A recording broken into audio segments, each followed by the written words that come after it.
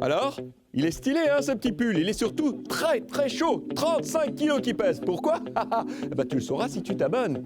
C'est fait? Voilà, tu cliques la petite cloche aussi. Bon, bah, j'enchaîne. C'est parce qu'un mouton me l'a prêté. Oui, je vais le remercier d'ailleurs. Dis le mouton! Viens un peu! En Australie, un mouton vient de perdre en quelques coups de tondeuse 35 kilos. Ce mouton sauvage a été trouvé dans une forêt. Il n'avait probablement plus été tondu depuis 5 ans. Voilà pourquoi il avait une telle masse sur le dos. Un sacré handicap pour le pauvre animal qui ne voyait plus grand-chose à cause de la laine devant les yeux. Heureusement, une association a pu lui porter secours et au bout d'un long travail, il a enfin pu retrouver une allure moins encombrante. Ce qui me fait penser à certains qui n'ont pas pu aller chez le coiffeur ces derniers mois. Allez, on passe aux 3 mots du jour. 3 mots pour une actualité rasée de près. Non mais j'ai super peur, hein. Oui, je me suis mis dans un abri anti-atomique. Pourquoi?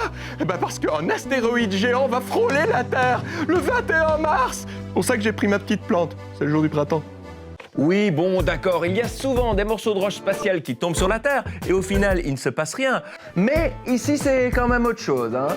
En effet, la NASA a classé cet astéroïde appelé 2001 F032 comme potentiellement dangereux. Mais pas de panique, hein, tout est sous contrôle.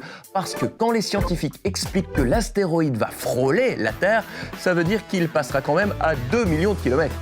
Ce qui est un tout petit peu plus rassurant, surtout quand on sait que ce gros caillou fait 5 fois la taille de la Tour Eiffel et qu'il se déplace quand même à la vitesse vertigineuse de 120 000 km/h.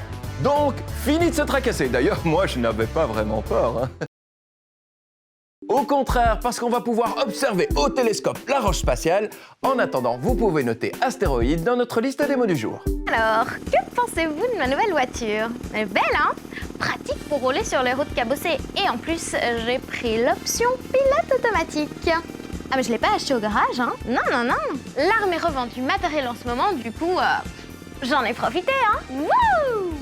Ça se passe à Marchand-Famenne. Là, on peut voir tout le matériel que l'armée belge met en vente aux particuliers. Du matériel dont elle n'a plus besoin. Il y a des conteneurs, des camions, des remorques, des motos et des tas de jeeps. Ces jeeps ou ce bus seront vendus à celui qui fera la meilleure offre d'achat. Quant à l'état de fonctionnement des véhicules, l'armée les a classés de 1 à 4. Le matériel étant parfaitement opérationnel, vous rentrez dedans, vous mettez les clés, il démarre, il n'y a pas de souci.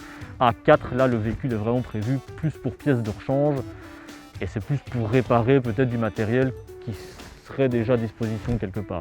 Et moi, ça me va, hein. Un peu de bricolage, j'adore. Mais du coup, je me pose une question. Est-ce qu'on a vraiment le droit de rouler sur les routes avec ce genre d'engin? Il faut de toute façon le faire repasser au contrôle technique et le faire réimmatriculer avec des plaques belges. Maintenant, typiquement, tous les véhicules qui seront mis en vente, tous les autocollants qui pourraient avoir un quelconque rapport avec la défense, tout ça est enlevé, etc. avant la mise en vente. De quoi faire rêver ceux qui aimaient jouer aux petits soldats quand ils étaient enfants. Et puis, si le vert ne vous convient pas, vous pouvez choisir une autre couleur. Matériel militaire est-elle un de nos mots du jour? Je vous avais dit que j'aimais bien bricoler, hein? Bonjour et bienvenue dans les news. Les 3 mots du jour sont... Mes lunettes?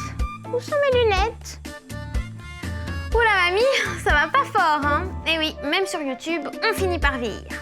Bon, même s'ils ne sont pas si vieux que ça, selon une enquête récente, les youtubeurs comme Norman, Cyprien ou Squeezie seraient moins regardés qu'avant. Quoi? Squeezie? C'est quoi ça? Il y a une dizaine d'années, ces 3 Français débarquaient sur YouTube pour y poster leur première vidéo. Bonjour, bonsoir, c'est Monsieur Dream. Dans un vieux carton, j'ai retrouvé la raquette de ping-pong de quand j'étais petit. Ok, salut tout le monde, c'est Squeezie. Pourquoi je fais cette vidéo? Tout simplement parce que je sens un peu gêné là quand même. Mais ces derniers temps, le nombre de vues des youtubeurs historiques semble un peu diminuer. Et on a peut-être découvert les coupables. Et puis, avec l'arrivée de nouveaux youtubeurs comme Thibaut InShape, Michou, Lena Situation ou encore McFly et Carlito, on a tendance à moins regarder les anciens. Yo les petits potes, c'est Michou, j'espère que vous allez bien. Salut, moi c'est Lena. Et c'est Thibaut InShape et c'est un plaisir de vous parler aujourd'hui. Du coup, on s'est demandé, vous regardez quoi vous sur YouTube? Moi je regarde avec mon frère des vidéos de Jean-Fils. Le premier qui me passe par la tête, c'est parce que c'est celui qui me fait le plus rire, mais je le regarde jamais parce que je l'aime pas. C'est Michou. Michou, Inoxstar, Squeezie, Tipo InShape, Michou, Inoxtag. Il raconte des histoires qui sont drôles. Il fait parfois des bêtises et c'est drôle. Ça me fait rire. J'aimerais bien qu'on me regarde les vidéos aussi que moi je fais. J'ai envie que ce soit une passion en fait, pas mon métier mais une passion juste. Et si comme Florentin, vous avez aussi votre chaîne YouTube, n'oubliez pas que ce n'est pas le nombre de vues qui compte, mais bien de vous amuser et de le faire avec passion. YouTubeur était l'un de nos mots du jour. Alors, dans le WebFun, on va découvrir quelqu'un qui doit être sacrément radin. Il refuse les camions de déménagement et ne veut même pas faire plusieurs trajets. Que camion de déménagement, ça va d'aller, hein.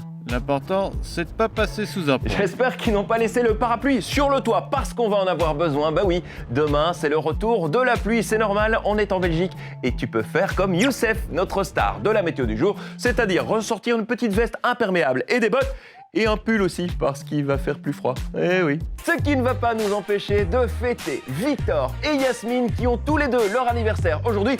Bon anniversaire les amis! Sinon, qu'est-ce qu'on fait maintenant? Eh bien, on va s'abonner à notre page YouTube. Mais oui, sans oublier Instagram, notre compte News+. Pouce, clochette et abonne-toi, abonne-toi.